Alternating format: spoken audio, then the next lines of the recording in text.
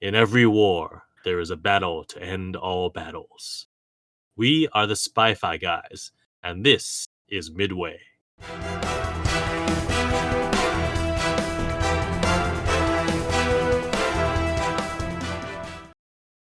Welcome to the Spy-Fi guys, where we cover spy facts, spy fiction, and everything in between. I'm Christian.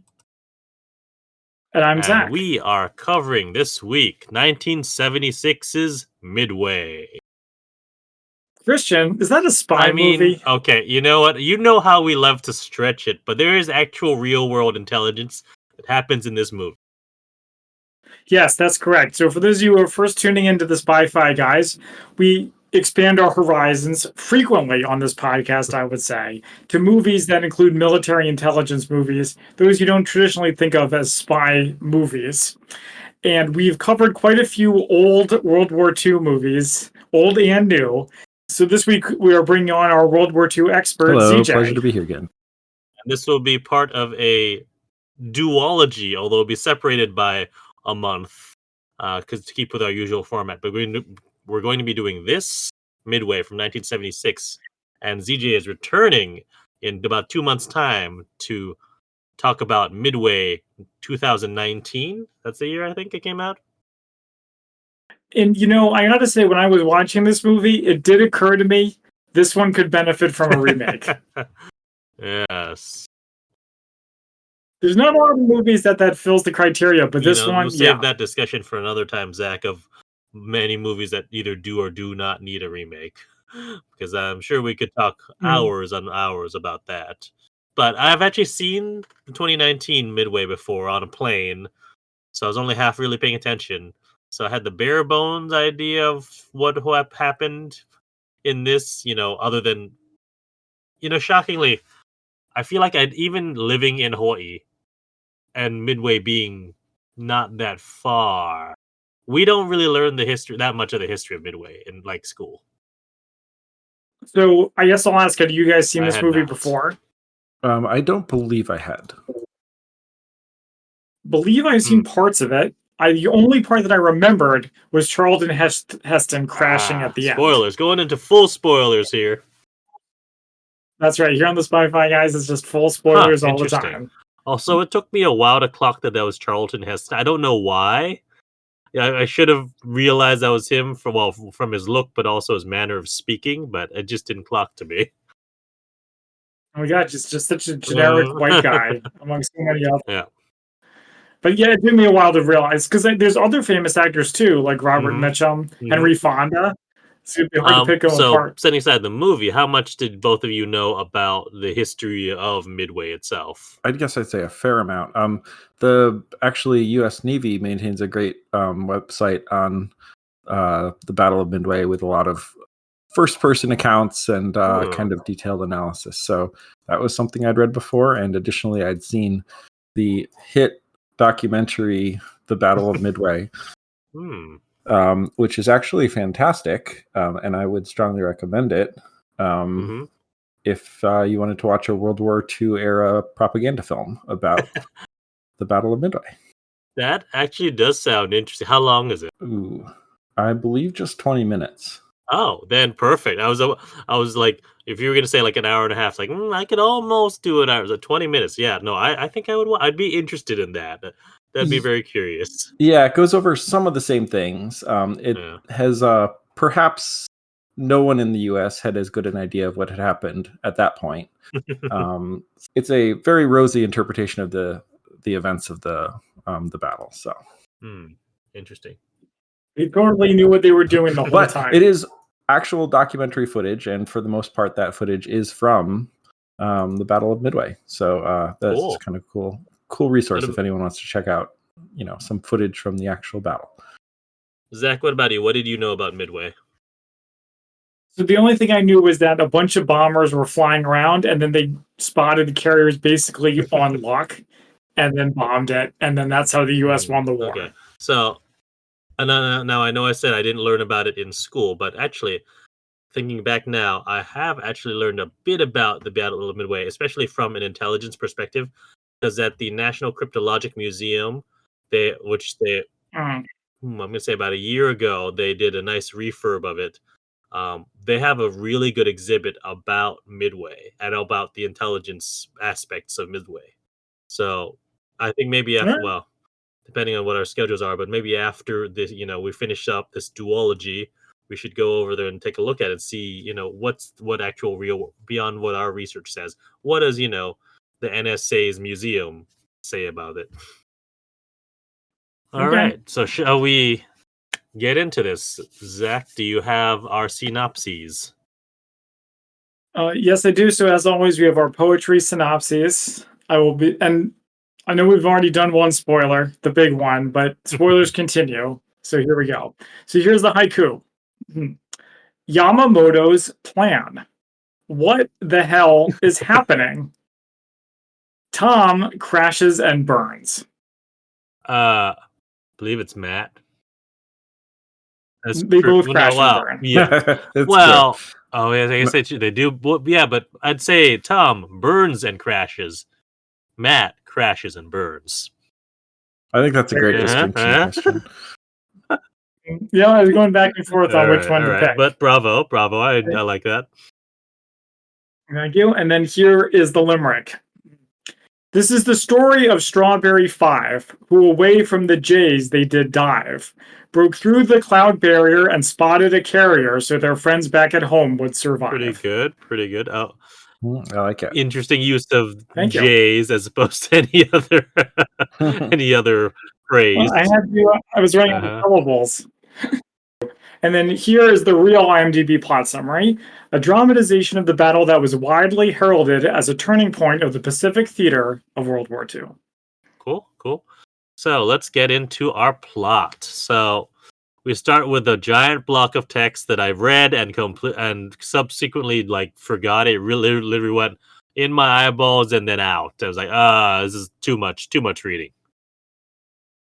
Did you guys watch the movie today like you usually do? What's that? Want to what?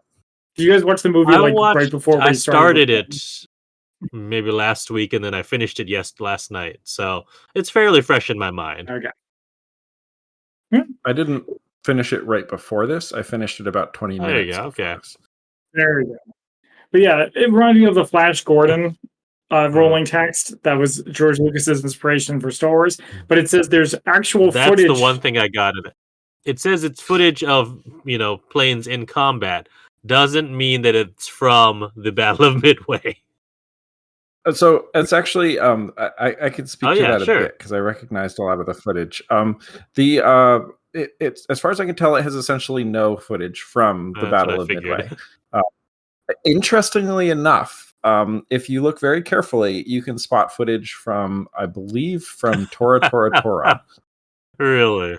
Yes. I've picked out a couple of points when there's very clearly footage from.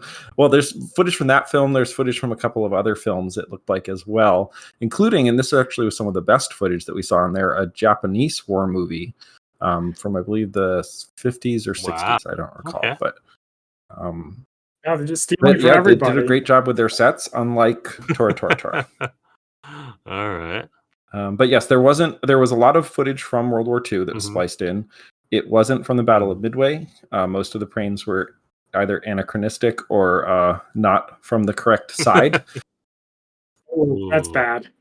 Yes, ditto the ships. But there was actual war footage spliced in amongst this also footage from other films. Interestingly, the opening shot that we see with the B-25s taking off for the Doolittle raid, that was from a World War II era film in the U.S. called 30 Seconds Over Tokyo. I've heard of that film. Which also starred Robert Mitchum. Interesting. All right.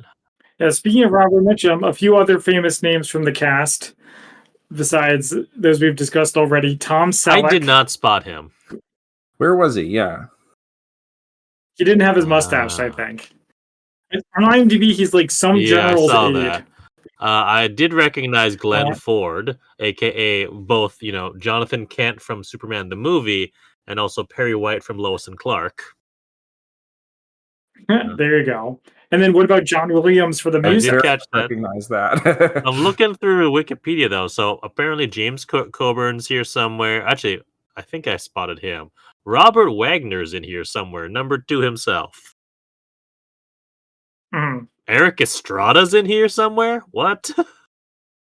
And The old war movies, they got I mean, everybody. another big name, of course, was Toshiro Mifune as Admiral Yes. Yamamoto. Which made me realize I don't think I've actually ever seen him in a film before, because I've not seen a lot of Kurosawa? Kurosawa films. I don't think I've seen. I may have seen clips of some, but not entirety. Also, other famous on that Japanese side, Pat Morita, Mr. Miyagi himself, is in there. That's right. I saw Yes, a that. lot of famous names here. But yeah, so we start off with the Doolittle raid, and they like don't explain what's going on. So I'm like, oh, I mean, I guess I have the advantage of having watched, Pearl Harbor and knowing, learning about the Doolittle. Hey, that's how I learned about the Doolittle raid. That movie did something. Yeah, ZJ, that's how Pearl Harbor starts Act 3. Have is with the you Doolittle never raid. seen Pearl Harbor? Was that Ben Affleck? Yeah. No. No, I haven't. It's not as bad as people I believe say. it. Next time you're in town, I kind of want to see your reaction to it. Sounds like fun. I enjoyed Red Tails, so it's not like campy war movies are totally outside my wheelhouse. Yeah. So. Okay, all right. Well, we'll talk more about campy war movies in 2 months for the next couple hours, I think. Also, yes. But yeah, so that's how I learned about the Doolittle raid. But it was interesting that they don't explain it. I was like, okay, 1976. That you are 30 years removed from the the actual events of that time. Do people still just know what the Doolittle raid is? Well, they do later, but I was just like, it was like, it's a bold move to start off your movie and not explain what's going on. Just it's the fact that it's army planes taking off from Navy ships, and that's a cool thing. Well, not explaining what's going on. It's almost like that's a recurring problem. Well, that's interesting because it might be. So let's say 35 years before the film came out. What was 35 years previous to today? 1989. So if you showed shots of like the Berlin Wall falling, you wouldn't necessarily need to say, "Oh, the Berlin Wall's falling." Yeah, you would, CJ. Kids these days but don't know. You're not necessarily making the film for kids. That's true. Every movie these days. Parents that bring their kids to the movie can say, "Hey, kids, let me explain this to you." That's an interesting. This was the Doolittle raid. Whether but is the Doolittle raid on the same scale as the Berlin Wall falling? I don't know that it is. I'd say it might be. It was a very major moment for U.S. propaganda. Fair enough. I guess, yeah, because obviously I didn't grow up in that era, so I don't know what the actual impact of that was. How many people knew about it? So, it's a very good question, and I don't actually know the answer, of course, but yeah. We next go to Hiroshima, where we meet Admiral Yamamoto, who is told about the bombs that hit over Tokyo, and that these bombs proved him correct. So I like right away the movie establishes itself that it was made in 1976 because it has this aide in a spiffy uniform, and he's like, "I have a message for Yamamoto," and he slowly walks through this car, and then he slowly walks up to the door. Hey, those old movies took their time. They had the time to tell a story. Fortunately, the whole movie is not like that, but yeah, it's Thank like, goodness this one wasn't 3 hours long. I was a little worried. These older movies, especially war movies, and I'll talk more about it when it started to remind me of Tora on The Longest Day. I was worried it was going to be a 3-hour thing, but yeah, what was it, like 2:15 or something like that? Mm-hmm. Yeah, it was perfectly good. Actually, totally 1:31, so like 2:10. Yeah, 2:11. We go over to Pearl Harbor, where they finally do explain the raid, the Doolittle raid, and what happened with it. I think you hear it over like a radio broadcast. Yes, and actually, I wanted to comment briefly on the radio broadcast. Sure, go ahead. You might have noticed a very distinctive voice, kind of like strange accents, pronouncing certain words oddly. And that is meant to be the voice of H.V. Kaltenborn, who was a military news analyst for NBC during World War II. And the Oh, voice probably would have been recognizable to people who lived through the era. interesting. So was it? It wasn't. Was it actually him, or was it someone mimicking his voice and I accent? think that it was someone mimicking his voice and accent and saying exactly what they wanted to be said. Okay, but also, part of here, I was like, this seems like so. Zach, I don't think you've ever been to Hawaii before, have you?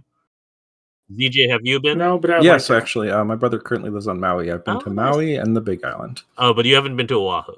No, I only flown through. Okay, so on Oahu, there's a place called Kualoa Ranch, which is this beautiful, beautiful place. It's where the big scene of the whatever that dinosaur is that's running in Jurassic Park, where they Ooh. jump over that log. Okay, I see. It's kind of in the beginning when they first spot them but aren't in danger. Yes, and then they have to they run and they like jump over a log to like get out of the way of them. So that's all filmed in Kualoa Ranch.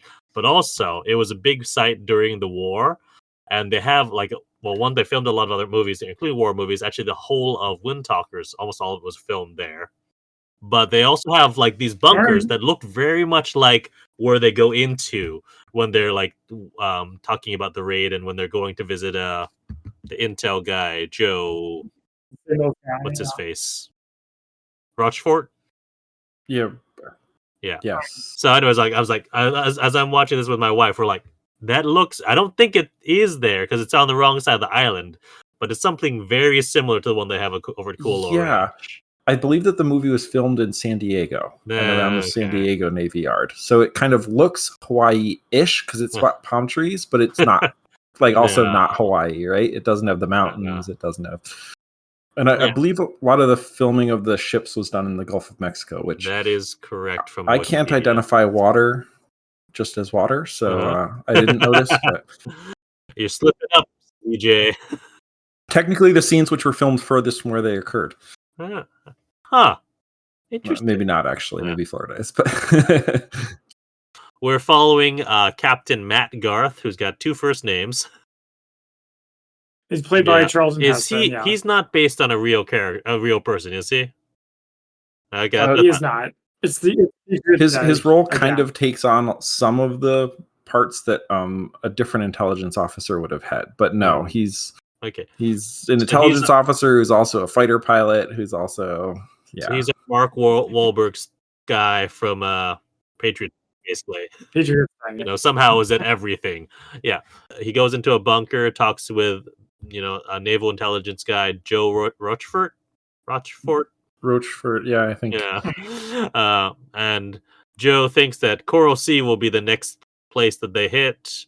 Apparently, they've got about 10% of one of the codes, I don't remember which one, deciphered. And there's been an increase in radio traffic. They see mentions of this plan called AF, but they're not sure what it is yet. I think it's a location called AF. And that's what it was, yeah. And they're not certain, but they know where the next attack is going to be, and it's going to be Coral Sea. Mm-hmm. So I quite like how they establish the stakes. Like the U.S. is on the back foot, the Japanese are on the move. If they mess up here, it's like totally over. And I thought that was very interesting and scary. So, this beginning is quite good, even though it did remind me of Tora.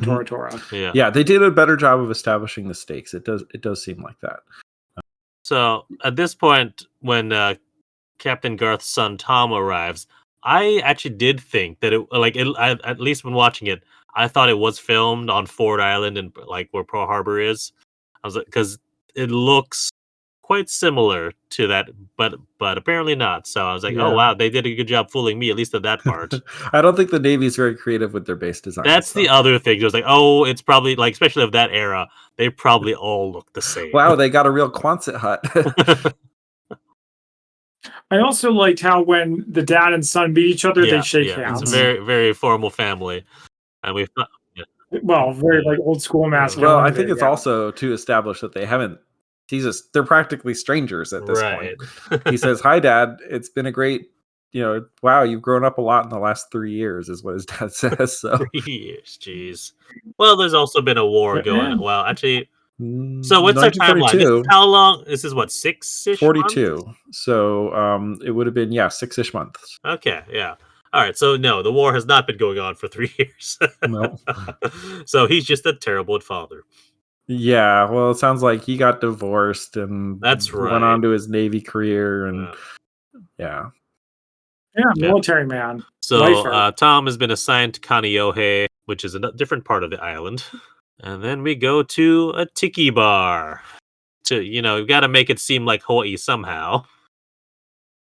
Do what you can. This was very interesting. This reveal that he loves a Japanese American woman. I was not expecting this in the movie. Considering all the other war movies we've seen, all the characters are like, yes, I will go and fight, and I have no personality. Can I argue that? Not really. You can push back on it slightly. We have a friend who shall remain nameless who hates war movies, war TV shows, because all they do in every scene is just talk about the war. It's just all war all the time, which is a bit of an exaggeration, but it's not totally wrong. It's like 90% of conversations are something war related. So whenever you see one that's not, so I think I'd say that I was going to say that it's more of a modern war film in that way, because the modern war films always seem to have a love interest or something going on. I'm thinking of Pearl Harbor. Yeah. But I realized that actually old school movies were always like that. I was going to say, like, From Here to Eternity is a classic war movie that or Dive Bomber, or any of those old films.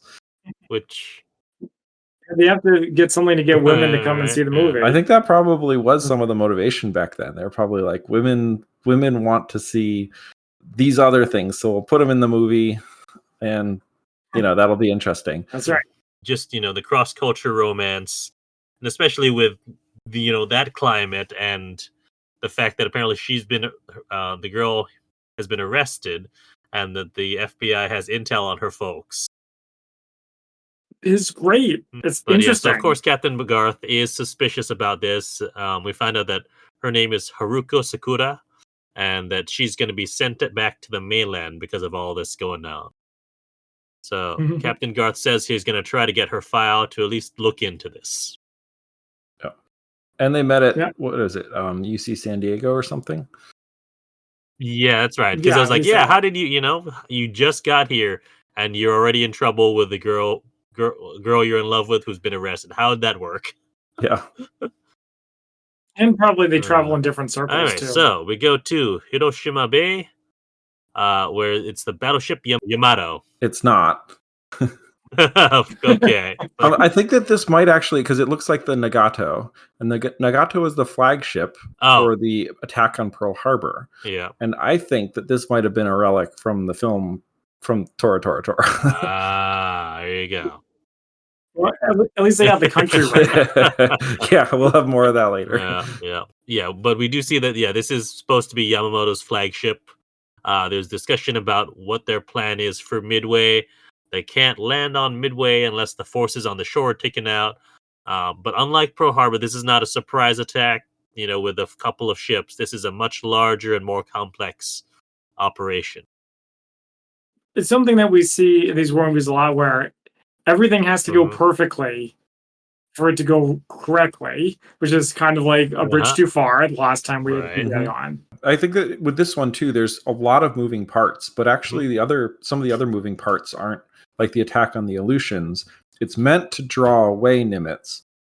It's not actually essential to the plan in a way. You don't think so? I feel like it was, because they said if the carriers were there, they could just pick us off from like a distance, and we never even get close, right? Or am I thinking of a different part? I think I don't recall exactly, but I think that might have been later in the film when they no longer have any aircraft carriers. I could be wrong though. You might be right, Zach. And yeah, I also don't know if this is clear, but one of the main part of the fleet that's I think meant to engage the American fleet, the assumption is the Americans will send also their battleships, I think. And then the Japanese battleships could engage the US battleships as well. Yamamoto himself is in charge of all the battleship forces, which end up being totally irrelevant to the entire battle. An interesting fact I read is that this operation from the Japanese side used as much fuel as the entire first 6 months of the war. Wow. So. Yeah, so I think somebody says like this is their only chance to lure out the Americans. If they don't do it, the Americans will just build up a huge fleet and totally take them out. So it's like high stakes for Americans, but also high stakes for the other guys too. So that's really so we interesting. also hear that their next operation that's underway is the Coral Sea operation, which is starting soon. So that proves Rochefort right. And so the Japanese command agrees to meet again after that campaign is over. Mhm. There's a part where they show American like naval bases getting ready for attack, and again they have the World War I helmets. Long-time listeners may remember Tora. They had the World War I era helmets too, and I pointed that out. And DJ said it was accurate. In early World War II, they were still using the Brody helmet. They hadn't switched over.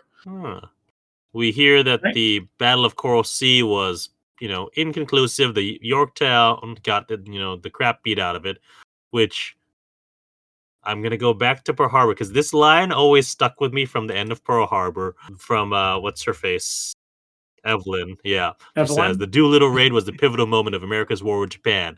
Before it, America knew nothing but defeat. After it, nothing but victory. Except Coral Sea was inconclusive. So that's wrong, Evelyn. You're wrong.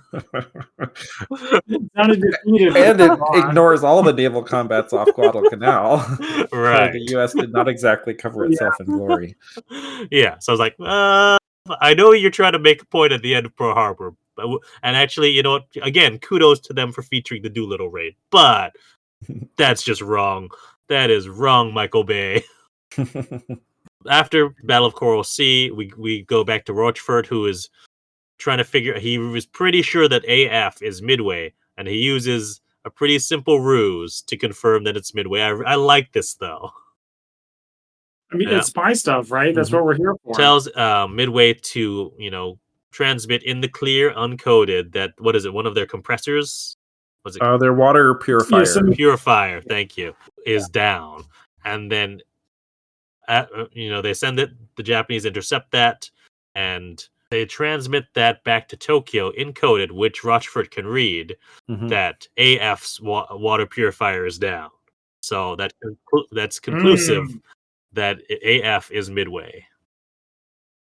There you go, so got him. Now that they know the location of the attack, Admiral Nimitz and his staff work to get the carriers of the Enterprise, the Hornet, and the Yorktown, which has been really, really hastily, repaired. All the way to a point which they select, which is north of Midway, waiting for the Japanese fleet. And I know I covered a lot of stuff right there, but I was like, there's a lot. I'm just going to condense that. Do we need to talk about what's his face's skin disease? Do we need to talk about? So I would say, I don't know about the skin disease, except it is Robert Mitchum's only part. Apparently, he only agreed to be in the movie if he could be in bed the entire time. I feel like we talked about Halsey when we did Tora. Yeah, I think so. I think that's what it was, is that they made sure to shoehorn Halsey into Tora. That's what it was. As a main character, because he featured prominently in a lot of the US's later victories. Yeah, that's right. I do remember that. I know this name.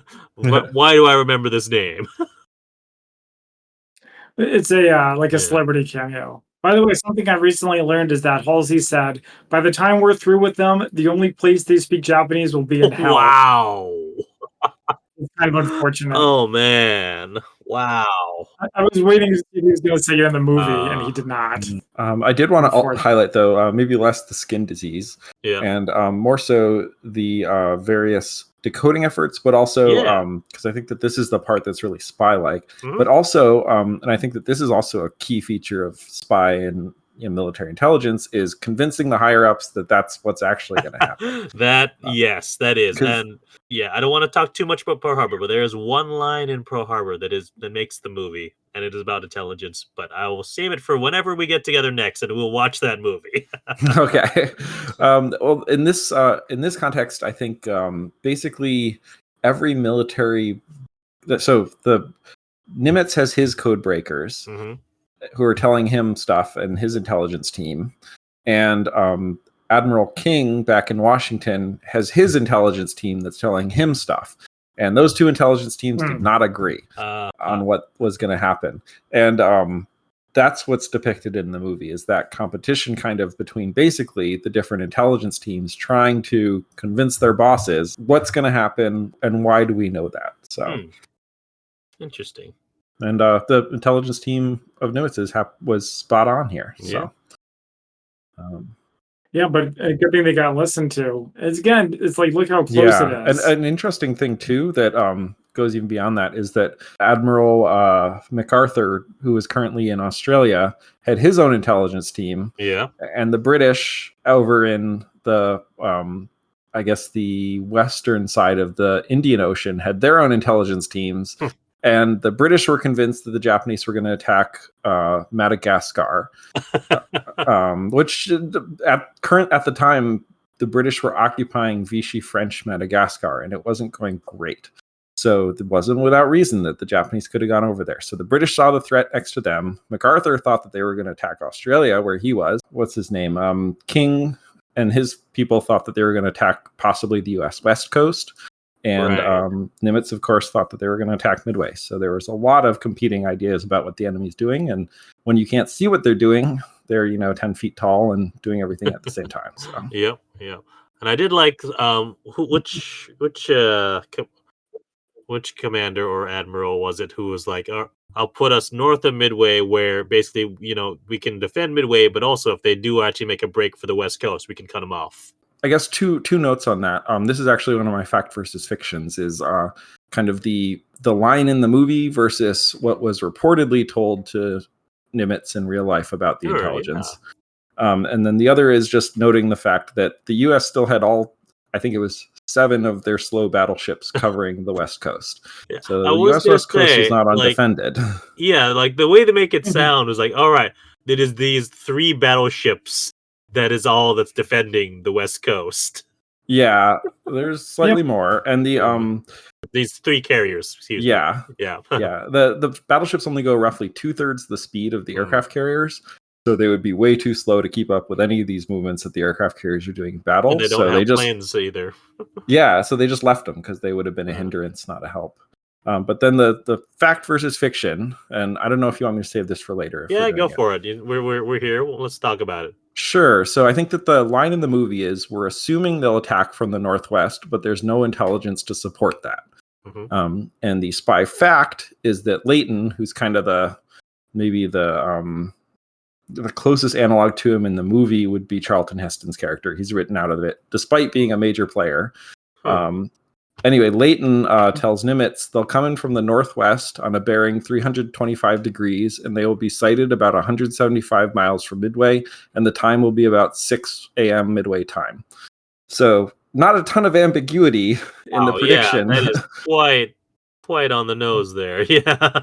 And that actually leads into kind of, I think, the very next scene, or maybe where they finally spot Strawberry 5 spots this force. And Nimitz says in the movie, for seemingly no reason, says this is not the main body. But in actual fact, he was referring to the fact that they knew where the Japanese would be coming in from. And he was just reminding Spruance, don't go after this force because there's going to be another one. So it wasn't just a hunch that he was ordering them not to attack a Japanese force because of a hunch. It was due to the specific intelligence that they had about the Japanese actions and disposition. They knew that this other force would be coming in for the invasion. All right. Well, before we get to Strawberry 5, we got a little bit other stuff to cover. We've got on the Yorktown, there's a really cool transition where like they actually like they're walking around and they get on one of the lifts that is for the planes, and so it looks like the entire ship is moving around them, but they're just going down the elevator. That's a great part. That was a cool shot there. Like, all right, you are using your environment for that. Do you guys like the part where one of the admirals looks at a pinup? I missed that. Did he? Wait, was he in a file? Like, that was because that was the girl. That was the girl his son was dating. Oh. It was in her file. Oh. I was confused. I thought he was just looking at random No, it pornography was Charlton in his Heston was office. looking at his son's girlfriend's Haruko, file. yeah. Yes, Haruko's file. Oh, interesting. But I had the same thought for a second, Zach, and I was like, "What is going on there?" But no, it was. I realized because then he focuses on it in the next scene after. Or Captain Garth goes to see Haruko and meets her parents and talks with her, and we find out that Haruko has refused to see Tom, but he convinces her. So when Haruko does finally get to see Tom, she tries to brush him off and tell him that, I don't love you, but he's like, no, look at me in the eyes and tell me that. So much good drama. First scene with Haruko, where Charlton Heston Yep. goes to see her in Yeah. that prison, is my favorite part of the movie because it's a really good example of showing and not telling. Though they do a little bit of telling as well. They slowly walk, and you see people doing laundry and ironing and cooking, just carrying on as if One thing that nothing's stuck out to wrong. me there, Zach, was just the giant pile of luggage. And you can kind of imagine Yep. people coming in, having to throw all their luggage in one big pile. They don't know when they're going next. And it's just, it's almost like dehumanizing to have to mix all your luggage together in one giant pile. Yep. Yeah, I was about to get to that. Thank you, ZJ. And I don't want to be too dark, but it did also remind me of the big pile of shoes at the Holocaust Museum. Jeez, yeah. It did. It really No, did. I don't begrudge you that comparison. It's just, yeah, that's wow. It's a really good scene. It's really interesting. Because it's based on a true story, the movie doesn't arc back to it like you would in a Right. fictional movie. Like the subtle little things in Tora Tora Tora and Pearl Harbor. I like the reminder that although World War II is as close to a black and white war as you can get in history, it isn't completely. We also have Captain Garth running into Tom's flight leader in, I think it's probably the same tiki bar because they only have so many sets. Strangely, for a movie starring Charlton Heston, this seems like it was really shot on a budget. Maybe it's because of his salary that why it was shot. Or renting the aircraft carrier for those That's shots. probably it, actually. Yeah, but yeah, so his Tom's flight leader makes some comments about failure in enemy identification, and Captain Garth, pisses off his flight leader and ends up getting Tom shipped out early on the Yorktown. By the way, I just gotta say, do you think the Enterprise is a much cooler name than the other carriers? I feel like there's a bit of a gap. Pretty good, I think. I think Hornet's pretty cool. Fun fact, before it was going to be called the Enterprise, Gene Roddenberry, what was his name for the ship? I mean, I think he had a list of names that were in the Yorktown. Not the Farragut? No. Farragut was Captain Kirk's previous command. Yeah, he had a bunch of carrier names for the ship on Star Trek, but one of them was Yorktown. That was like one of his. I think it was a second choice. Yeah. Yeah, I would not have liked Speaking that. of aircraft carrier names, I can't remember if I brought this up during the Tora. I probably did. They mentioned that when asked where the aircraft carrier, where the planes were launched from, Roosevelt says, "Oh, I can finally reveal to you that they were launched from our base in Shangri-La." Which was a reference to the 1938 movie, I think, Lost Horizon, where there's a mythical land somewhere in the East. But that joke stuck with people so much that they actually named an aircraft carrier the Shangri-La later in the war. We built so many aircraft carriers, we named one of them after a joke. That's pretty good. USS Shangri-La. Wow. Served all the way through Vietnam, I believe. Oh, wow. That's pretty good. Make me curious because obviously there's this. What was? I feel like I looked up what the identification code for this Enterprise was. CV6. See, I was like, I feel like it's 6, and then I know that the next generation was CVN 65. There is no current USS Enterprise carrier. But there will be. Nope. They're building it now, and it'll be, I think, supposed to be active duty in 2029. Oh, interesting. They're moving quickly on that one. I think it's CVN 80. It'll be what is it? Of Gerald Ford class. Yep. Interesting to note that in the 4 years of World War II, I believe we built 27 aircraft carriers. And that's about the time period between now and when the Enterprise will come online. So it takes us as long to build one of them now as it took to build the construction 24. began in 2017. Okay, so it takes much longer. That makes it even worse. It does. It does. It's much more complicated these days. We don't have war rationing to, for all of our steel. Yep. We go and see Captain Garth going to go see Admiral Pearson in Naval Intelligence. And he tries to, get Haruko and her parents cleared. Apparently they knew each other back in Annapolis, and, he owes him a favor. But now, he's like, well, yeah, one, that's a hell of a favor. Two, he is asking a superior officer to circumvent, the rules and the law. All for his son. Yeah. I like how at the end of this scene, he says, all right, I'll look into it. And Garth goes in for the handshake and just looks at him, goes back to his papers. Mm-hmm. Yeah, it's like, after this, we're done. We're even. Yeah. Very interesting. On the Yorktown, Captain Garth and Tom finally talk. They clear the air. And, Captain Garth explains that, all right, I did go to, see Haruko and try to get, something done. I've tried as much as I can, more than I should have.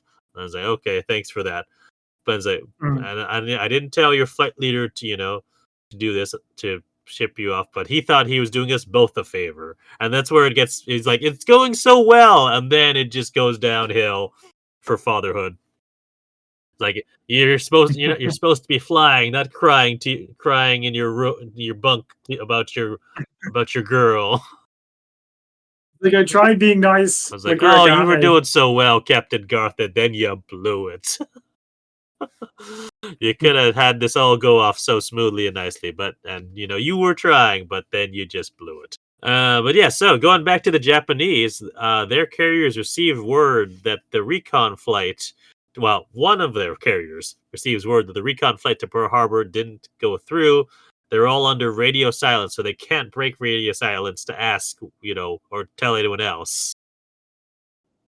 Yeah, do we call it off? What do we do? So they're just going to assume that the American carriers are still at Pearl Harbor. And I don't have a spy fiction here, but I have a spy fact, which is I believe that the ship that was sent to French frigate Shoals was sent there because they were expecting the Japanese to try and refuel their planes there.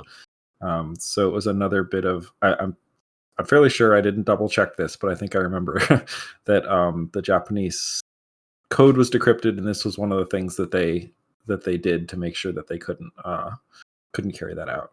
So the Americans send out scout planes. They don't find anything. We also get to see Midway prepping for the invasion. That's right. This is our first meeting of Strawberry 5. And that's a wild job, is just fly around without any guns. And also another guy who, I don't know, this stuck with me maybe a bit more than you, but Major Red Parks. And they're like, where planes are super outdated. And he's like, but we'll at least let them know we were there.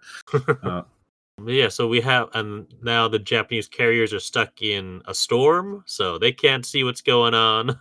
But we get the Japanese, I assume, so this is not their, the fleet that's going towards Midway. It's a different fleet that's attacking or bombing Dutch Harbor, or otherwise known as the Aleutian Islands. Mm-hmm. They have found the Japanese carriers. They radio Midway, where Rochford is told that he was right. But they're not sure if the ships spotted were the main force or just the precursor. So this is where, that spy fact versus fiction that you were talking about, ZJ, earlier. Yep. Where it wasn't just Nimitz guessing. Yeah. He had definite intelligence indicating that this was not the main body. Yeah, and this is where the movie kind of starts to lose me in terms of I have trouble following where everybody is. It needed some computer graphics. I'm glad it wasn't just me. I was wondering if recognizing these planes threw me off more than a layperson to whom a plane would be a plane. Because total plane sight. I had at least on the Japanese, carriers. All right. I know that. Okay, Mr. Miyagi is on that one, so that helps me identify that. All right, I know that Charlton Heston is on the Yorktown. That helps me identify that. Everything else is like, oh, I can't tell which group is which, or which if the planes are fighters or bombers or torpedo planes. Oh boy. That's fine because they weren't. They were morphing from one to the next and one side to the next, and there was virtually no two scenes in a row that were the same type of aircraft. All right. Well, I've got like little bullet points here. So Japanese send out recon flights to find the carriers. Americans are sending scouts of their own. The Japanese ready their second wave in case the Americans arrive. So I like that. So the first wave of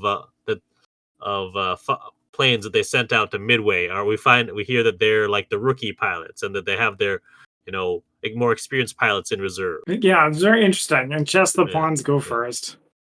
Don't tell them that. Yeah, I think it was interesting that they were emphasizing just how careful the Japanese were trying to be with this. Nagumo is saying, all right, like I think like we're supposed to have known that there are no airplanes. We should have heard if there were aircraft carriers around. But just in case we missed them, we're saving half of our strike force, specifically armed, to launch immediately if we spot them. And that seems like a pretty intense safety measure, given you have no indication that this might happen. So yeah, there's something to be said for playing it too safe, as it turns out. Interesting, right? And so we have Strawberry 12, another one of the groups of planes, sees the Japanese planes heading towards Midway, but they're not clear in the communication, so there's no one really knows exactly what's going on. We get the battle commencing. The Japanese bombers take out fighters defending Midway. They bomb Midway. There's a great one-wheel landing here. That was nice. Oh yeah, the B-17, which we hadn't seen prior to this.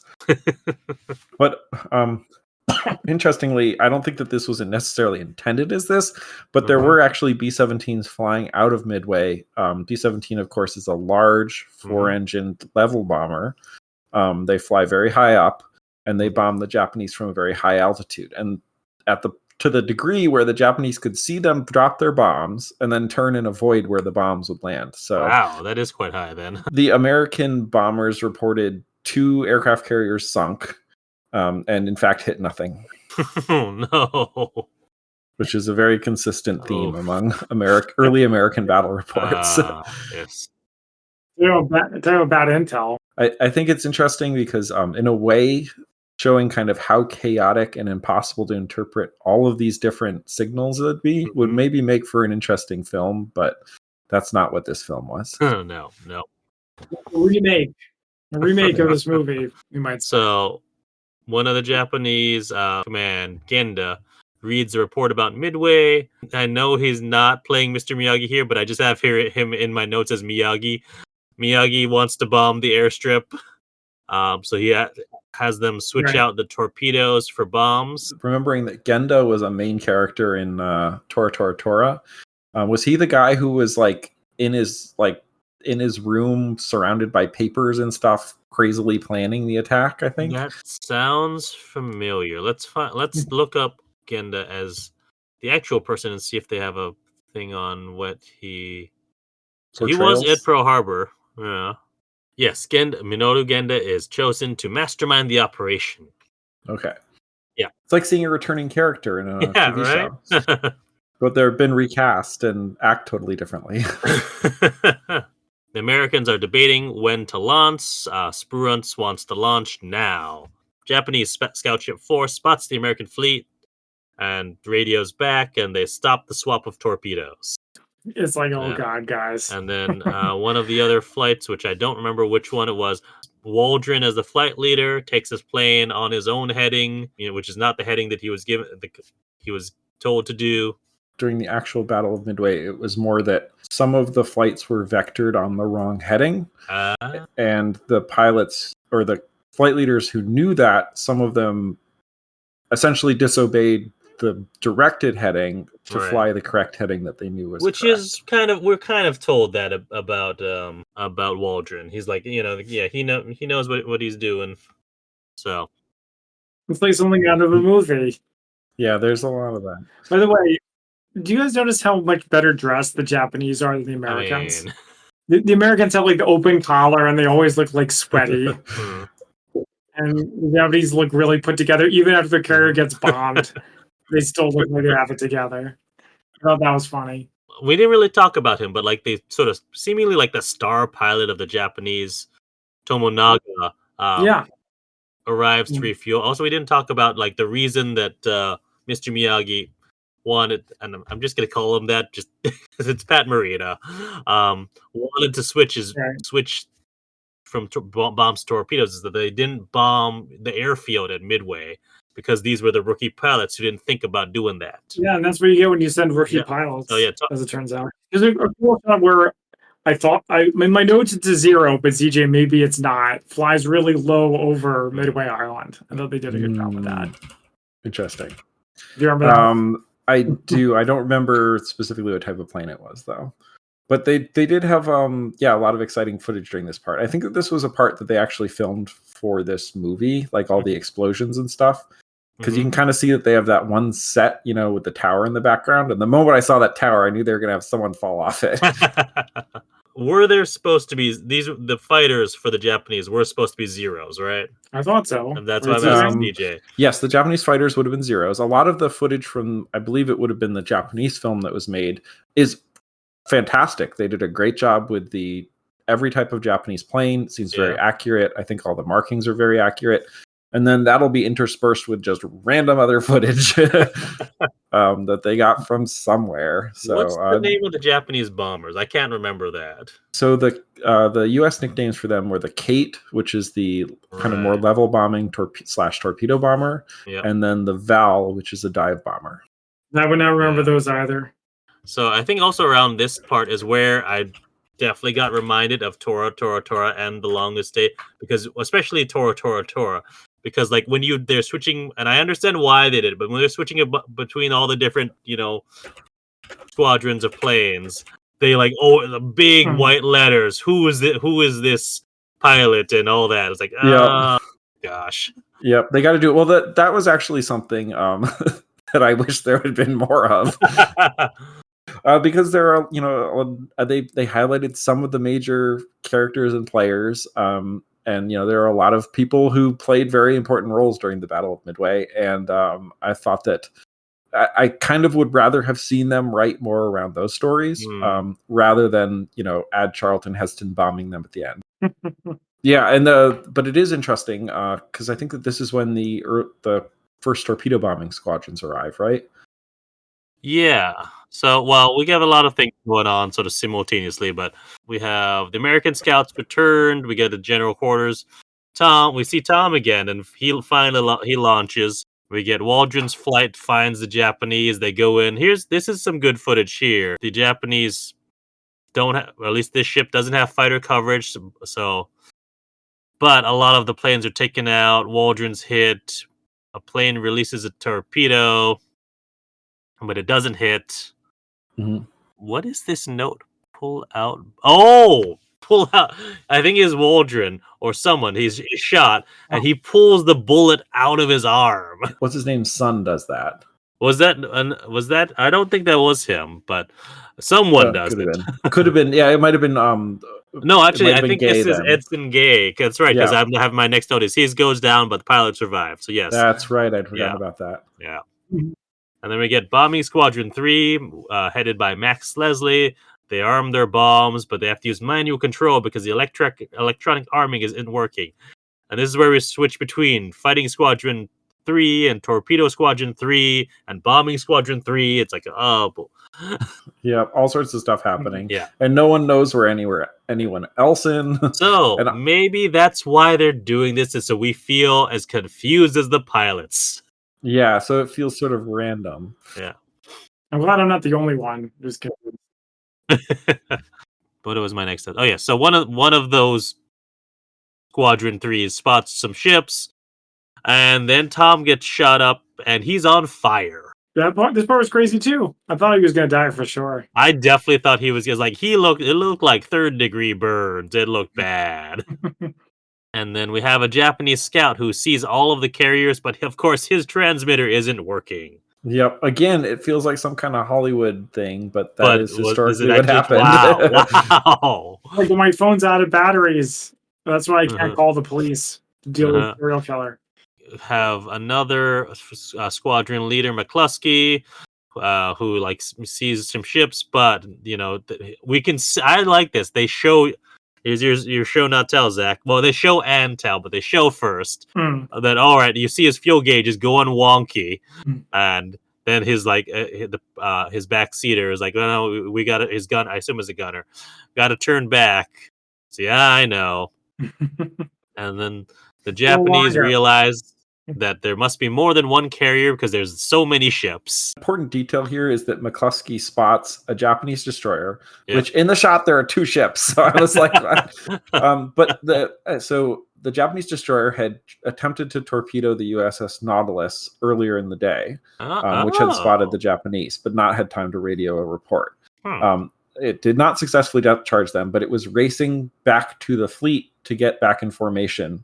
And McCluskey correctly judged that the Japanese destroyer would be racing back toward their fleet, and so turned to head along the direction the destroyer had been heading. And that was why he found the Japanese fleet. Interesting.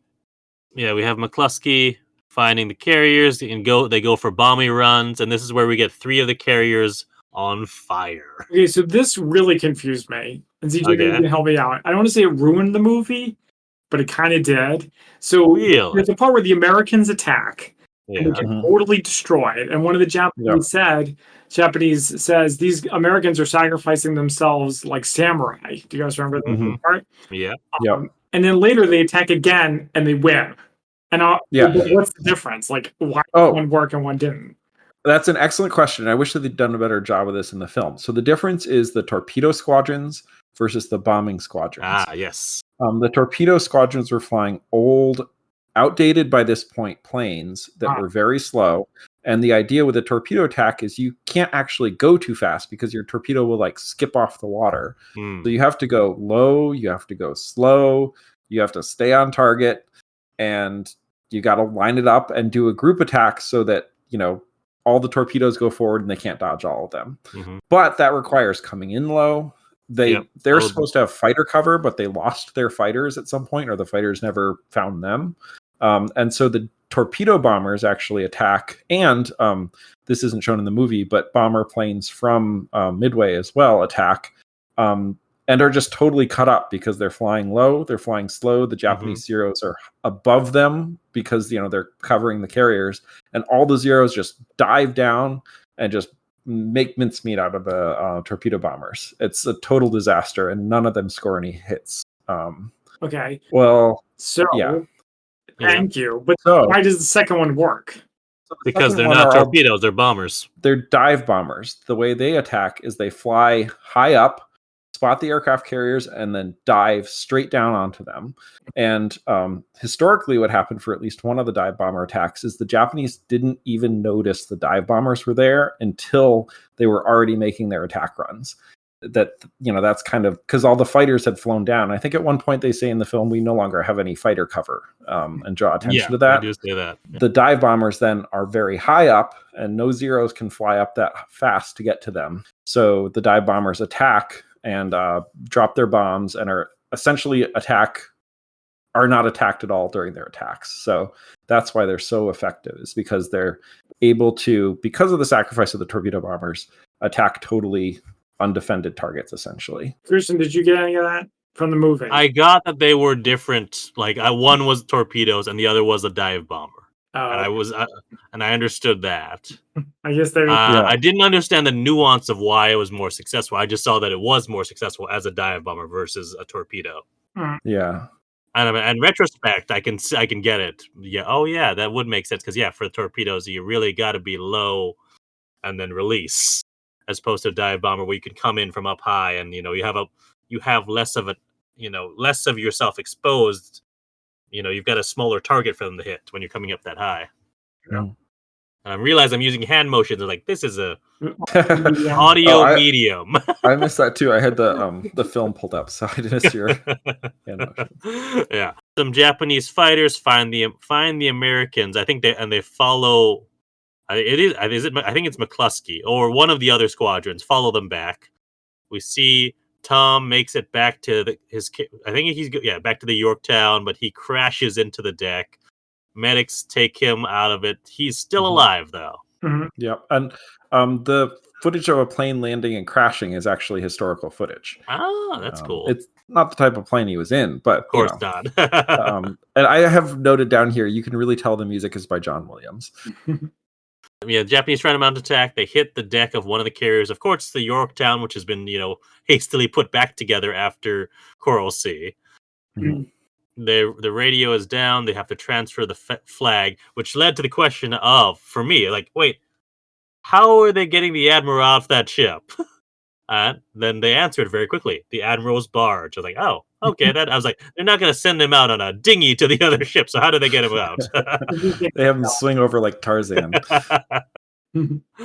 I wish we had seen the Admiral's barge, because I was curious. It's like, it's like the captain's yacht in, for the Enterprise. Like we never actually see it. We just heard it referred to. An interesting thing is, at least during peacetime, U.S. aircraft carriers will often carry cars, because whenever the Admiral arrives in a port somewhere, he's expected to meet foreign dignitaries, and he can't well rent an Uber.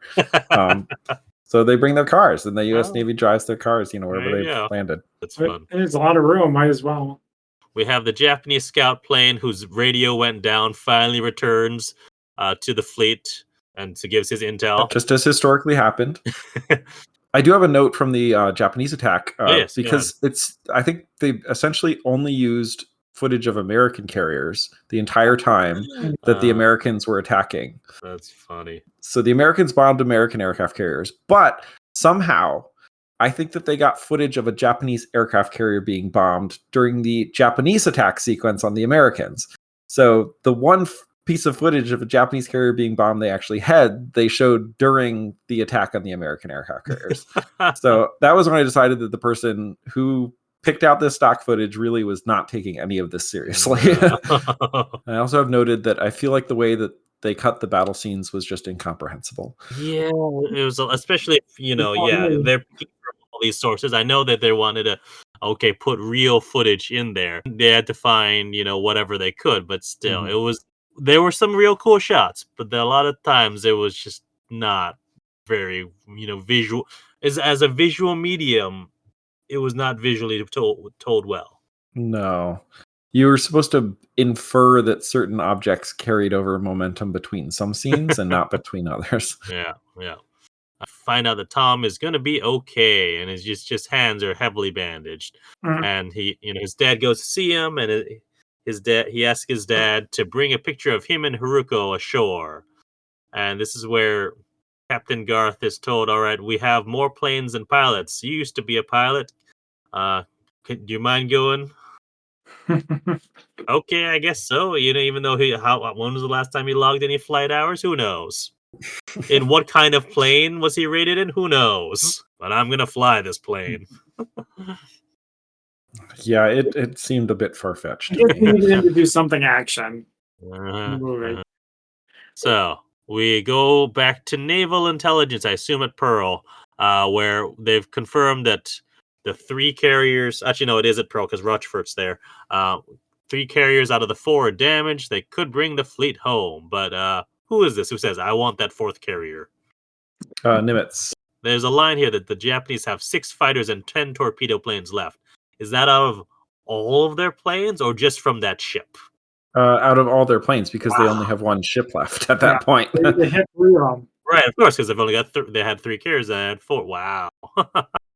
Captain Garth is in a plane. They find the last carrier. There's a torpedo attack incoming.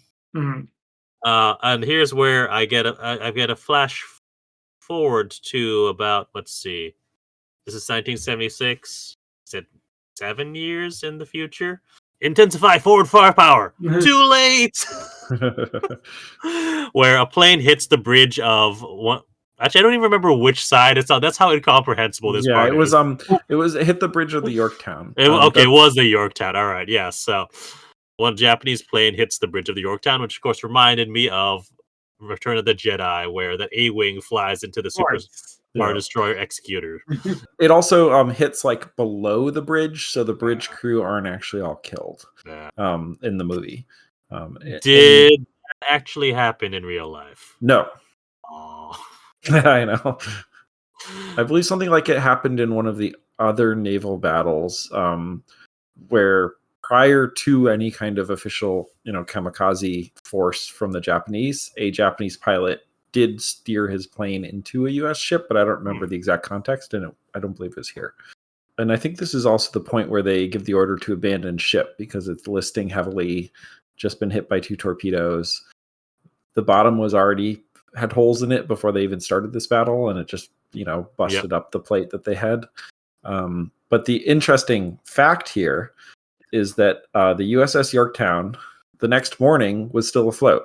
Wow. And they put a party of 175 people on to start damage control efforts, which were largely successful and were righting the ship when the Japanese submarine a Japanese submarine spotted the aircraft carrier and fired a spread of torpedoes, which hit the destroyer that was alongside, breaking it in half and sinking it in like a minute.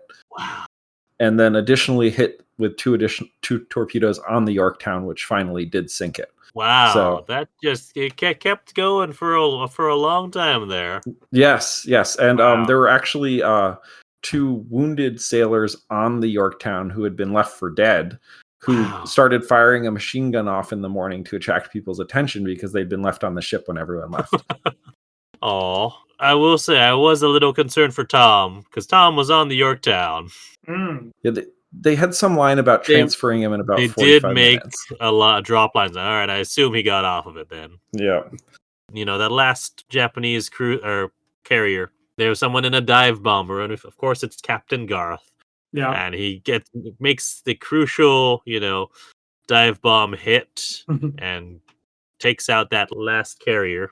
We get Yamamoto being told by his aides, we need to withdraw. And he decides, okay, sure, I need to personally apologize to the Emperor. Oh boy. How's this giant worked out? I will say it's very cathartic seeing them hit the carriers. Because you know how expensive they are. Well, some of those carriers were actually American ones. So of course. Have Captain Garth returning to, it's not the Yorktown, but one of the other carriers. Enterprise, I believe. Is it Enterprise? Okay. He's coming in, but we saw earlier in the scene that one of his ailerons got all shot up, and it is not responding to controls, and he does not make it. He augers in. The one part that I remember from the movie. See the carrier back in Hawaii. We see Tom being carried off the Enterprise. Has anyone told him that his dad's dead? I mean, it's unclear. Yeah, this happened. Also, in my memory, him dying was like the end of the movie. Yeah, pretty much. Yeah. And then this is also my note is, all right, this is the first time we see locals from Hawaii, like actual people and not just, military folks. They looked very 1970s to me. It's not clear to me where they got these extras. No. Obviously, as like you said, this was not filmed in Hawaii, so of course they had to make them look like they're in Hawaii by putting them all in aloha attire. I mean, granted, we like our aloha attire in Hawaii, but everyone wouldn't be wearing it. But then we get Rochford talking to, is it Nimitz?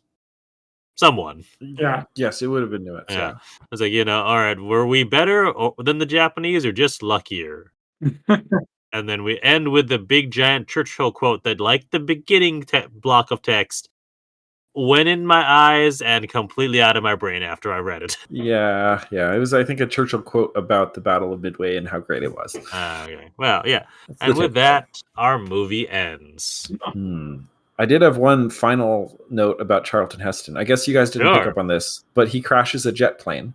When it cuts back to the crash, it's a crash of a U.S. Navy jet plane from the 50s. I did not catch that. No more propeller. That might have been part of his problem. I didn't see that. Oh man! Wow! That's great. Shall we move on to our spy fact versus spy fiction?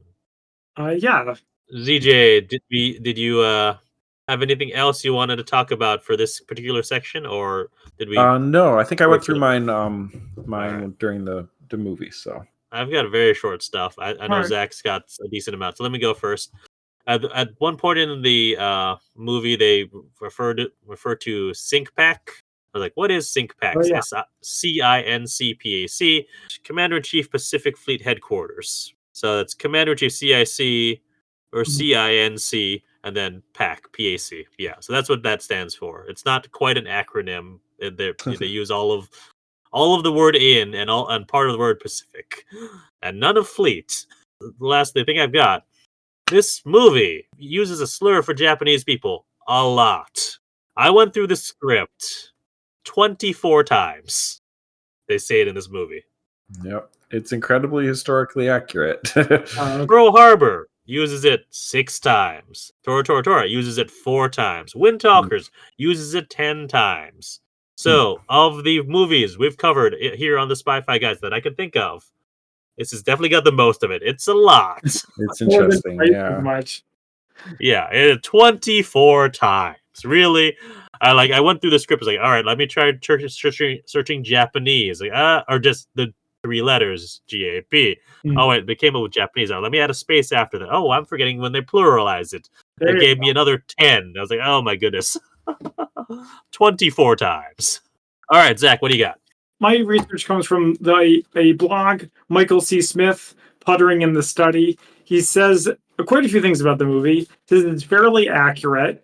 Traxboat was known to the battle by the mid 1970s. He highlights the book Incredible Victory by Walter Lord. So he says there's quite a few accurate things like the Doolittle raid, code breakers, Nimitz' effort to defend Midway.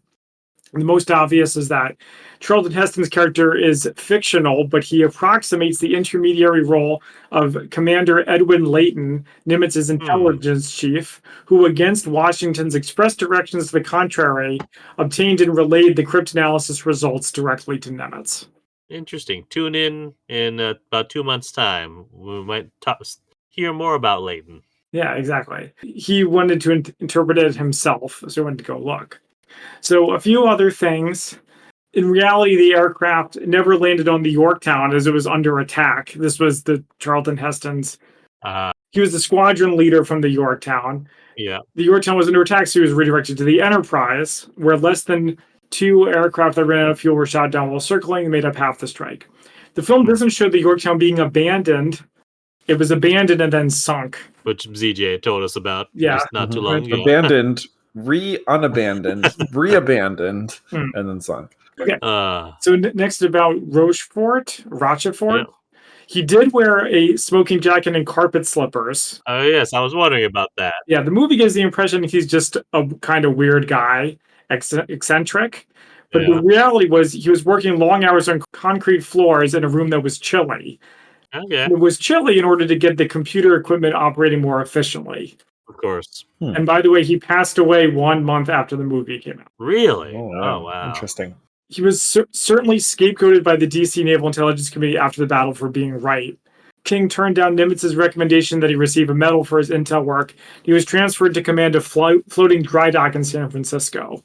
He never went to sea again. One interesting note, and this is the last thing I have, Henry Fonda, the actor, worked as an aide for Nimitz briefly at SyncPAC headquarters on Guam in 1944-1945. That's cool. Yeah. It was not, Fonda recalled, a close relationship, and he assumed Nimitz was irritated at getting a Hollywood star placed on his staff, however briefly. So that was kind of interesting. And then, I think, did we talk about this for Tora Tora Tora? Both Yamamoto and Nimitz were missing fingers. I think we talked about it during Tora Tora Tora. May have, I don't recall. Probably.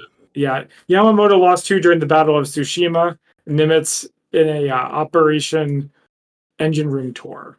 So anyway, that's what I have for Spy Fact versus Fiction. Shall we go through our favorite quotes next? Yes, as EJ as our guest, would you like to go first? Yeah, absolutely. I'm gonna pick probably one of the biggest quotes in the movie, which is Yamamoto right at the end. Leave that to me. I am the only one who must apologize to His Majesty. Thought it was just cool. He gets all the big lines at the end. Yeah, Christian, I can go next. So the first time the tiki bar, Charlton Heston says, "Don't give me any of that racial bigot crap." You guys remember that part? Yeah, he Yep. said something like, "I'm not a racial bigot" or something. Or is it the line that you transcribed? I think it was that one. Yeah. Yeah, but the context is I don't have a problem with her being Japanese. I'm just worried about my son. What's it going to do to his career? There's a part where someone mentions, I think it's Coral Sea. It says, "What happened at Coral Sea?" And someone says, "We got hurt." I like the subtle ones. Yeah. Like there's a part where someone says, or Nimitz says, "Let's get to battle station, signal the Hornet." Like a lot of the chatter, scratch one, flat top. Even racism question when someone says, "He'll find the carries, he's part Sioux Indian." Right. Yeah. I found it especially funny because, like, how would that help if you're in an airplane? I don't know. It's unclear. The pilot was part Sioux Indian, but I Oh. don't think it was given as an explanation for why he found the carriers. No, of course not. It doesn't make any sense. Right. Then my last one, speaking of Star Wars, this running of Star Wars, somebody says, "Pipe down and stay off the air until I report contact." Just like cut the chatter, Red 3. Yeah. Yeah. All right. So I've got one funny, one actually, and one that's actually based on intelligence. So I'll do the funny one first. I think it's from Charlton Heston. Is as 6 months after Pearl Harbor, boy, you've got some lousy sense of timing when talking about dating a Japanese girl. Yeah, I remember that one. And then from Rochford, we've got, we've cracked Yamamoto's staff level code, but that don't mean we just reel it off word for word like a song. We get a flicker here and a glimmer there. Missing pieces fall into place. That's total spies. I did have a second quote. Oh yeah, go for which it. was from Halsey. I can tell you this, Ray. You play it the way you feel it, not the way you think I'd play it. You go to sea, find Yamamoto, and chew his ass. Yeah, that was great. I like that part where they have the new guy being brought up to run a carrier. Halsey, who do you recommend? And he says, I rec Spruance. And he just kind of looks at him like, that's really inconvenient. I also like, that Halsey's like complaining about the tree blocking his view. And when Spruance comes to see him, like his last line is like, I'll get someone to cut down that tree. But the way he says it, it feels like there should be some follow-up that is like it's like the start of a joke, or that Halsey should have said something in return.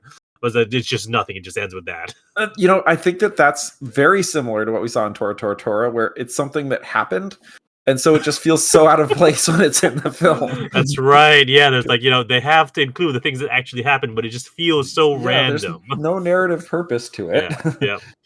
Except maybe to establish that Halsey's kind of impetuous, needs to see everything that's going on. Yeah. It's only got a little too real all of a sudden. Alrighty, shall we go on to our ratings? Yeah, so here on the Spotify, guys, we do ratings on a scale of 1 to 10 martinis, 1 being Avengers 1998, and 10 being even better than No Time to Die or Mission Impossible Ghost Protocol. So how would we rate Midway, the old one, 1976? ZJ, as our guest, would you like to go first? Sure. I'd probably give it, I think I'd give it a 4. Wow. I was not a fan of this movie. Maybe I'm just not a Charlton Heston fan. And there was a lot of Charlton Heston. I do think that narratively it structured things to make more sense, but then I really resented that the actual battle sequences were just a total hodgepodge of random stuff that they put together. All right. Interesting, Zach. So, yeah, I also didn't think the movie on the whole was that good. The part with the girlfriend was super interesting, and the battle scenes were exciting. Like when they hit the carriers, I was like, wow. But it doesn't save the movie. I really enjoyed Tora Tora Tora because I could tell what was happening, and I thought they handled it very well. This movie, not so much. I've seen better World War II movies, better ones from the 70s, so I'm going to give it a 5 out of 10. It is okay. Perfectly okay. All right. I'm wondering. I'm wavering about where I think I was initially considering a 6. I think I'll bring it down to a 5.5. It was fine. I mean, there are parts not knowing about Midway at all, other than what a little bit I learned at the National Cryptologic Museum. It gave me an overview of what happened there. It is more of like a history. Well, love story aside, which is just giving you a flavor of the times of what's going on. It's almost like it's a history book, which is also how I felt about The Longest Day or the Tora Tora Tora, and even A Bridge Too Far. It's telling a story that happened, but not doing it in a real narrative way. It's just, all right, these are the events that happened, and it was fine. Actually, now I'm kind of curious, what did I give all those other things I just talked about? Bridge Too Far, I said 7. Tora, I said 6. And what was the other one? Oh yes, The Longest Day. I said, where'd it go? When did we do The Longest Day? Relatively recently. I think it was further back actually than we think it was. Anyways, I feel like oh, here it is. I get a 5. So yes, would I rate this higher than The Longest Day? Interesting. I definitely would not. I thought The Longest Day was pretty good. All right, I am bringing it down to a 5 then. So at least it's at the same level. Longest Day was fine. It wasn't a good spy movie. This at least had more actual spy action, but the movie on the whole was not as good. Yeah, I'm there with you, Zach, at a 5. I'm very curious to see what we will think of, 2019's Midway when we come back in 2 months' time. Because it is, I think, from what I'm not gonna, no spoilers here, but I think it is more structured, and as a 2019 movie, and in a narrative way. Kind of has to be, because that's how audiences like their films nowadays. So we will see. We will see what. And so, ZJ, do you have anything you want to promote? Nope. All right. Well, thank you all for joining us. Like we said, in 2 months' time, we'll be back with our part 2 of this duology with ZJ for 2019's Midway. And in between, we'll have one of our spy fiction films to be TBD on what that will be. You'll find out once you see it pop up in your feeds. You can find us on social media at the Spy-Fi Guys on Facebook, Twitter, and Instagram, as well as on YouTube. And you can find our merch store on redbubble.com. Until next time, I'm Christian. And I'm Zach. We are the Spy-Fi Guys, signing off.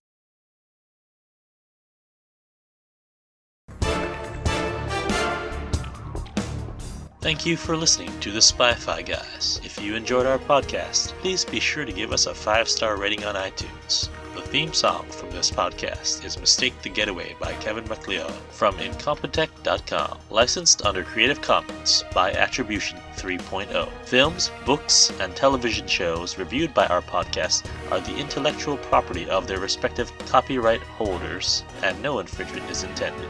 This is a personal podcast. Any views, statements, or opinions expressed in this podcast are personal and belong solely to the participants. They do not represent those of people, institutions, or organizations that the participants may or may not be associated with in a professional or personal capacity unless explicitly stated.